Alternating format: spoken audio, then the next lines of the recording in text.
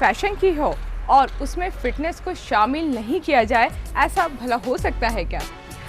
आज का जो यूथ है वो फैशन के लिए तो क्रेजी है ही, लेकिन साथ ही साथ वो अपनी फिटनेस को लेकर भी बहुत ही अवेयर है। और आज मैं आपको अपनी फिटनेस के लिए कुछ ऐसे ही क्रेजी लोगों से मिलवाने जा रही हूँ जो अपने बाइसेप्स, ट्राइसेप्स और कंप्लीट अपर बॉडी लुक के लिए कड़ी मेहनत कर रहे हैं। तो चलिए मैं लेकर चलती हूँ आपको शहर के एक प्रतिष्ठित जिम में और देखते हैं कि किस तरह से आज के ये यूथ अपने अपर बॉडी लुक के लिए मेहनत कर रहे हैं। फिटनेस फंडा आजकल जरूरत के अलावा ट्रेंड भी बनता जा रहा है। इसके लिए डाइट से लेकर योग, एरोबिक्स, डांस थेरेपी और अन्य कई माध्यम प्रचलन में हैं। ऐसा ही एक बेहद प्रचलित माध्यम है जिम। लेकिन जिम ज्वाइन करते समय ये ध्यान रखना जरूरी है कि आप सही तरीके व नियमों का ध्यान रखने वाले जिम को ही ज्वाइन कर रहे हैं या नहीं। फिल्म स्टार हो या बिजनेसमैन, मॉडल हो या कोई सेलिब्रिटीज, सभी अपने को फिट रखने के लिए जिम जाते हैं। जिम में आने वाले जहां एक ओर यंगस्टर्स होते हैं, वहीं दूसरी ओर मिडिल एज ग्रुप के लोग भी होते हैं। यंगस्टर्स वहां बॉडी बिल्डिंग के लिए आते हैं तो कुछ लोग सामान्य रूप से फिट रहने के लिए इसे ज्वाइन करते हैं। उम्र और शरीर के अनुसार सबके शरीर अलग प्रकार के होते हैं। उनके फिटनेस लेवल में भी फर्क होता है। पहली बार जिम ज्वाइन करने वालों के लिए जरूरी है कि वे जिम में ऐसी एक्सरसाइज, रूटीन और न्यूट्रिशनल गाइडलाइंस अपनाएं जो कि शॉर्ट टर्म हो, जिन्हें आप अपनी शारीरिक क्षमता के अनुसार पूरा कर सकने में सफल हो सकें। जिम में फिटनेस प्रोग्राम को सही तरीके से गाइड करने के लिए professional consultants, fitness experts, physiotherapist, nutritionist आदि होने चाहिए। याद रखें, हमारे शरीर की जरूरत मेडिकल हिस्ट्री और बॉडी डाइट के अनुसार ही एक्सपर्ट हमें गाइड करें तो बेहतर होता है।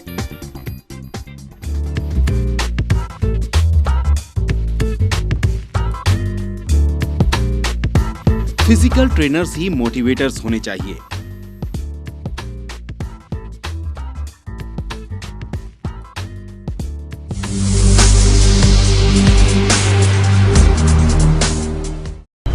दोस्तों, आज हम एक ऐसी शख्सियत से बात करने जा रहे हैं जिन्होंने अपने पैशन को अपना करियर बनाया और ये सफ़र इतना आसान भी नहीं था।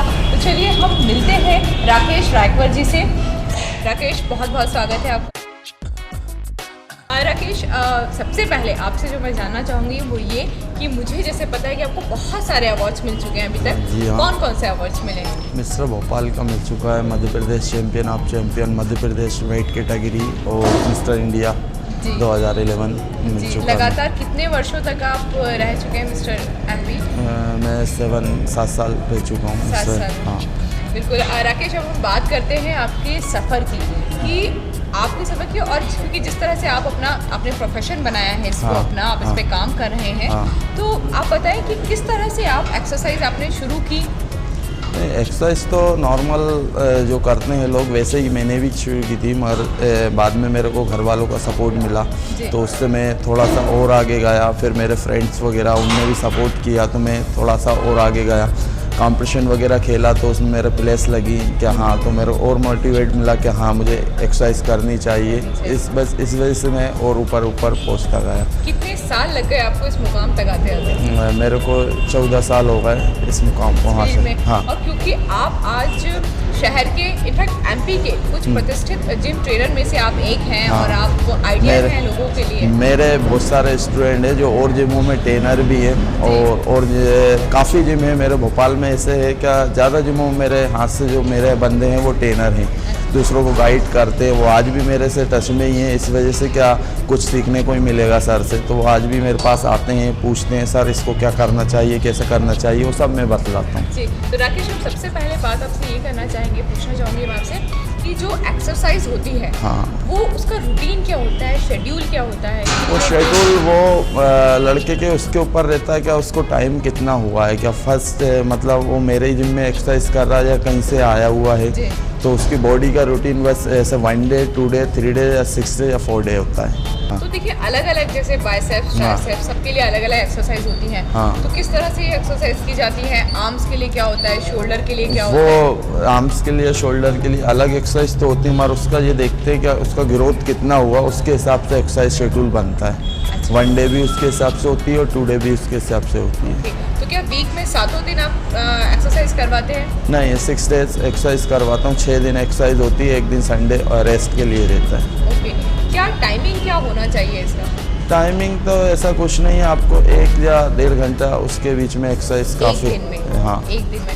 लेकिन देखिए जब अब कोई बिगिनर से आपके पास आता है तो नेचुरली क्योंकि हमारी बॉडी तैयार नहीं होती, हाँ, शुरुआती तौर पे इतना एक्सरसाइज नहीं करने कर के लिए पाती, हाँ, नहीं कर पाती, हाँ। तो फिर किस तरह धीरे धीरे आप उसको गाइड करते हैं? मैन उसकी एक्सरसाइज जो भी होती है उसको रेस्ट दे के एक्सरसाइज का इतना टाइम लिया जाता है। जैसे अपना पहले जैसे जो पुराने बंदे रहते हैं उनका 1 मिनट बहुत रहता है रेस्ट करने के लिए, जो नए बंदे रहते हैं उनको 2 से 3 मिनट या 4 मिनट रेस्ट के लिए रहते हैं एक सेट के बीच में। सेट के बीच? हाँ हाँ, वो उसके लिए फिर रेस्ट देते हैं, तो वो 1 से सवा घंटा हो ही जाता है उन लोगों का।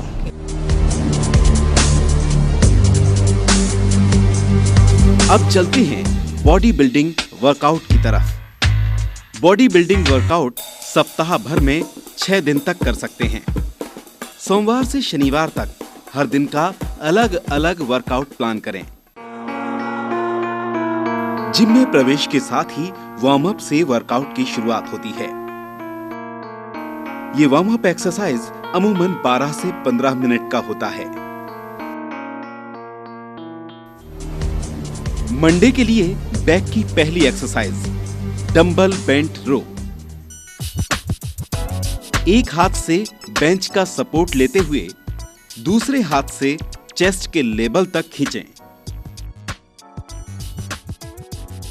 इसके 10 से 12 रिपीटेशन के 3 सेट लगाएं, जो दोनों हाथों से बारी बारी से करें।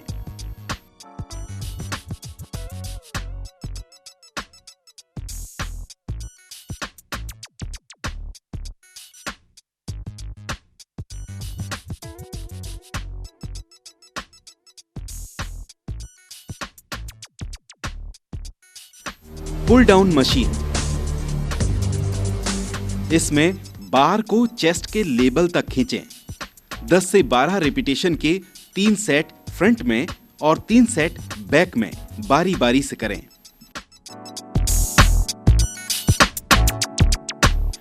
Cable machine for back. इसमें दोनों हाथों को एक्सटेंड करके बार को लोअर चेस्ट के लेवल तक खींचें। 3 सेट 10 रिपीटेशन के लगाएं।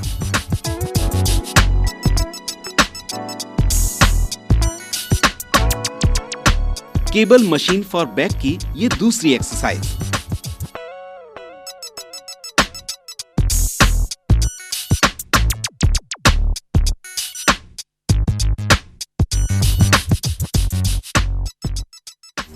चिन अप। इस एक्सरसाइज में सस्पेंडेड बार में खुद को हैंग करके अपने बॉडी वेट को ऊपर की ओर खींचना रहता है। 8 रिपीटेशन के 3 सेट लगाएं।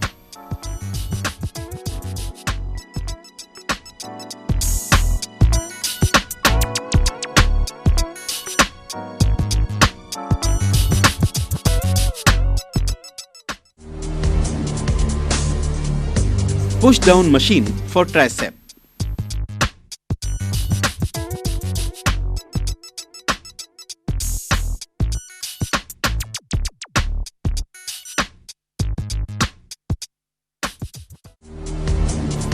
Dumbbell extension for tricep. Tricep के लेवल तक डंबल को एक्सटेंड किया जाता है। एक्सटेंशन के एज में होल्ड करें और मूवमेंट धीरे रखें। 8 रिपीटेशन के 3 सेट लगाएं।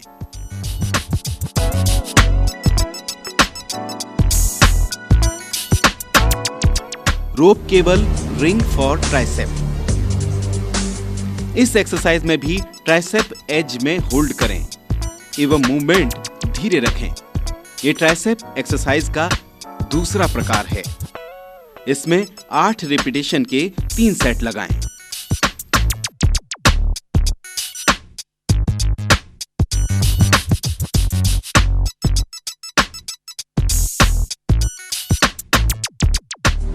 Shoulder exercise with dumbbells. इसको करते समय मूवमेंट सामान्य रखें।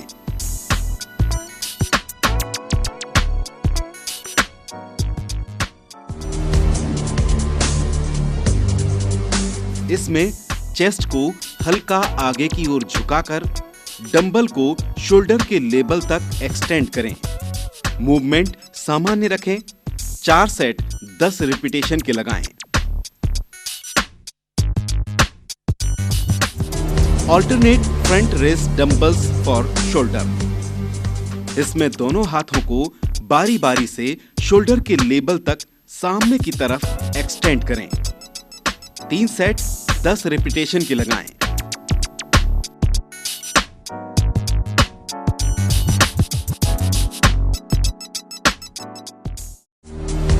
चौथा दिन, चेस्ट की एक्सरसाइज।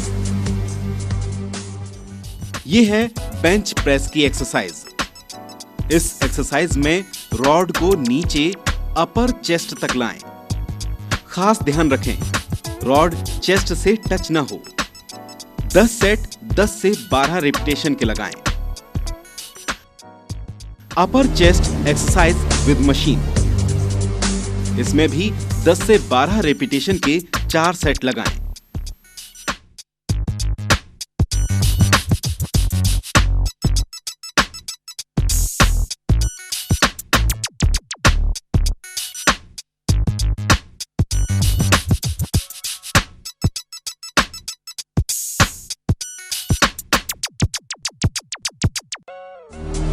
पांचवा दिन, लोअर बॉडी एक्सरसाइज। अब बारी आती है थाई मसल्स के एक्सरसाइज की। इस एक्सरसाइज में शोल्डर्स में रॉड के द्वारा वेट को सस्पेंड करते हुए पुशअप्स लगाए जाते हैं। 10 से 12 रिपीटेशन के 5 सेट लगाएं।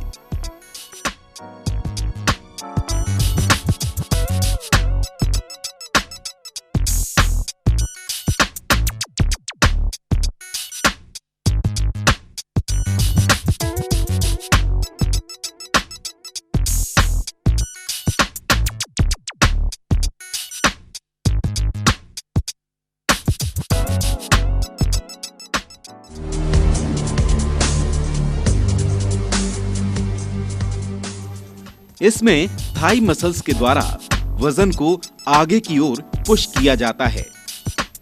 इसके 5 सेट लगाएं 12 रिपीटेशन के साथ।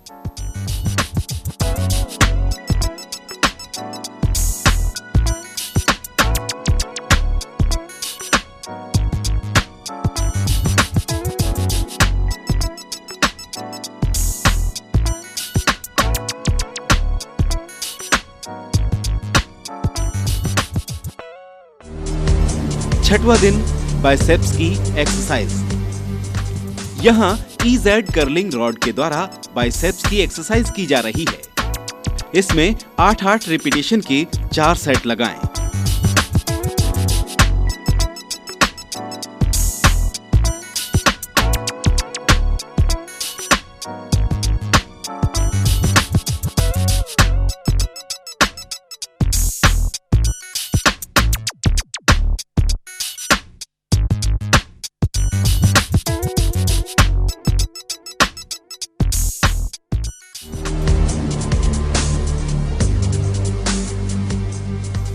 आठ रिपीटेशंस के 3 सेट लगाएं।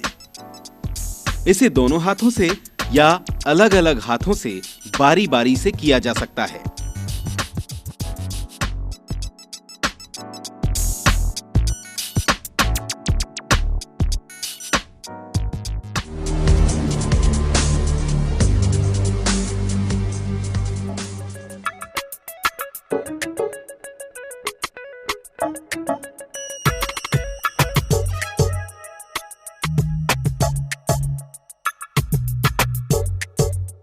बात करते हैं एक्सरसाइज की और मसल्स बिल्ड करने की, तो सबसे पहले जो इम्पोर्टेंट सबसे थ्योरी है वो आती है डाइट की। हाँ, क्या डाइट खाना पीना कैसा है, क्या है खा रहे हैं, हॉस्टल से रहता है तो उसका पहले सवाल यही रहता है क्या हॉस्टल से है या रेसिडेंसी आपका कहाँ है। वो बतलाता है कि मैं हॉस्टल से हूँ तो उसका डाइट प्लान बिल्कुल सिंपल रखा जाता है। और कभी वो बोलता है कि मेरा रेसिडेंसी इधर ही पे, तो उसका डाइट प्लान फिर उसके हिसाब से बना जाता है। क्या वो घर वाले काफ़ी सपोर्ट करते हैं। अब वो सिंगल में रह रहा है तो घर वाले सपोर्ट कोई है ही नहीं है, तो खुद बनाएगा खुद खाएगा तो वो डाइट प्लान हो पाता है।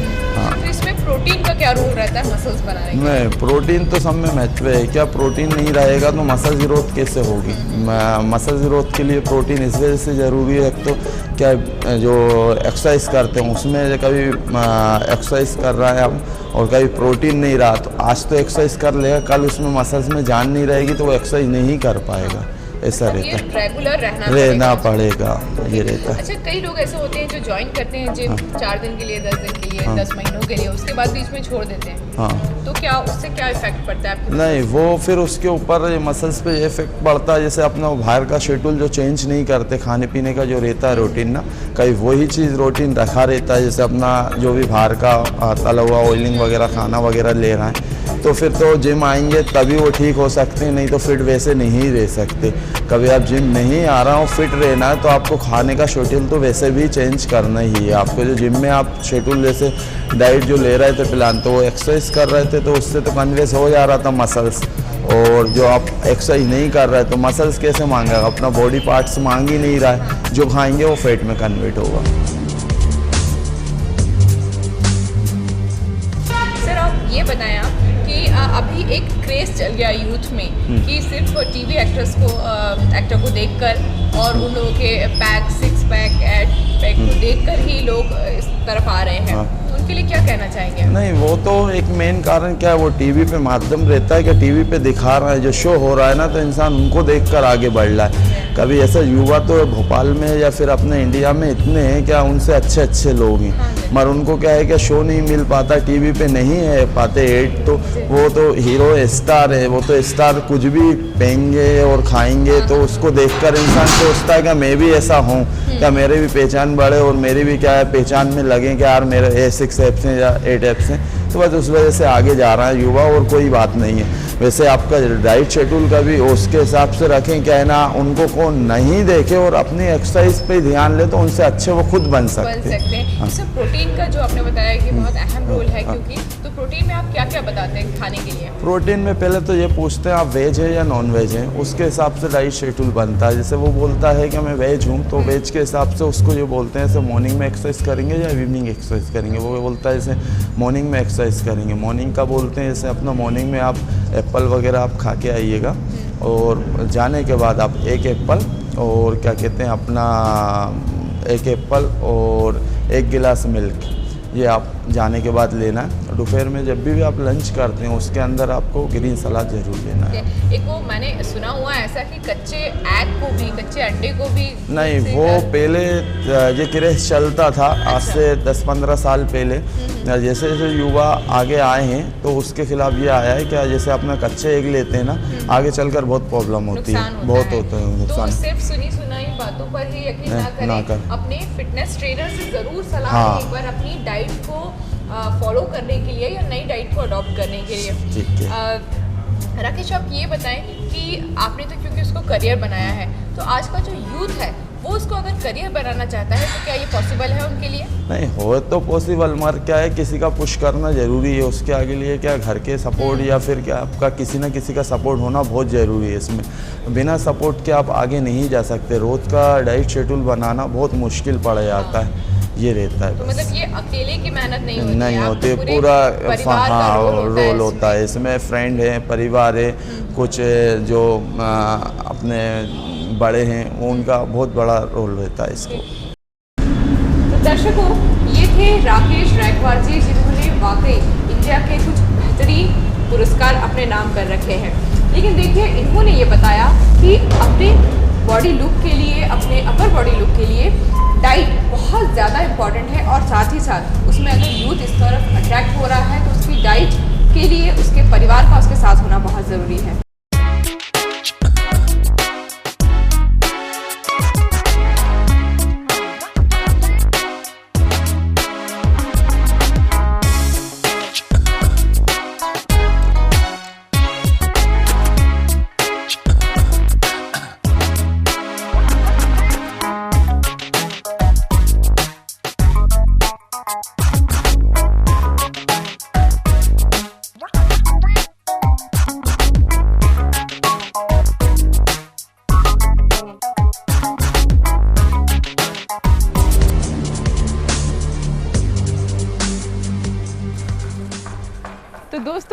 ये था हमारा आज का कार्यक्रम और उम्मीद करती हूँ कि ये आपको बहुत ही पसंद आया होगा। हमने देखा कि किस तरह से आज का यूथ अपने अपर बॉडी लुक के लिए वर्क कर रहा है, लेकिन उसके साथ ही साथ उनका पूरा ध्यान है अपनी डाइट पे, अपनी हेल्दी आदतों पर। तो आपको मेरी यही सलाह है कि फैशन के साथ साथ फिटनेस का भी ध्यान रखें।